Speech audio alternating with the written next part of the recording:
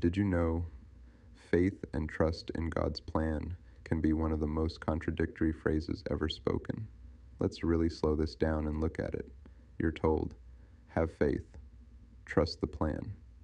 Everything is already written. But think about what that actually means. If everything is already part of a perfect divine plan, then nothing is random, nothing is out of place, nothing is a mistake. So why would something perfect require your faith to accept it? Faith only exists where there is uncertainty. You don't have faith in what you can clearly see. Trust only exists where there is lack of control. You don't trust what you already understand. So when someone tells you to have faith and trust, what they're really saying is, accept what you don't understand. Don't question what doesn't make sense. Believe even when it feels unclear. But here's where it gets deeper. If a plan is truly divine, perfect, and all-knowing, it shouldn't collapse under questioning. It shouldn't need protection from your thoughts. It shouldn't require you to silence your own awareness, because truth doesn't fear being examined. Now let's decode one of the most quoted verses used to support this idea, Jeremiah 29:11. For I know the plans I have for you, declares the Lord, plans for welfare and not for evil, to give you a future and a hope. This verse is quoted everywhere. It's used in captions, sermons, confirmations, motivation posts. But notice something. It says, I know the plans, not you know the plans. So people build an entire belief system around a plan that they themselves cannot see, define, or explain. And here's the deeper layer most people skip.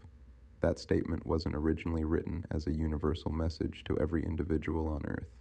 It was spoken to a specific people in a specific time under specific conditions. Yet today it gets generalized into everything happening in your personal life is part of a detailed divine script. That's not what the verse actually breaks down or explains. There's no step-by-step plan described, no outline, no clear structure of events, just a statement that a plan exists from a perspective outside of you. And this is why comprehension matters more than just reading, because reading words is one thing. Understanding context is another. Example, a child is told, everything happening to you is part of God's plan. But that child experiences pain, confusion, loss, injustice. Now that child stands at a crossroads. Do they question what they feel and see? Or do they override their reality and call it faith? Over time, something subtle happens. They stop asking questions. They stop trusting their own perception. They start replacing understanding with belief, not because it makes sense, but because they were told it has to.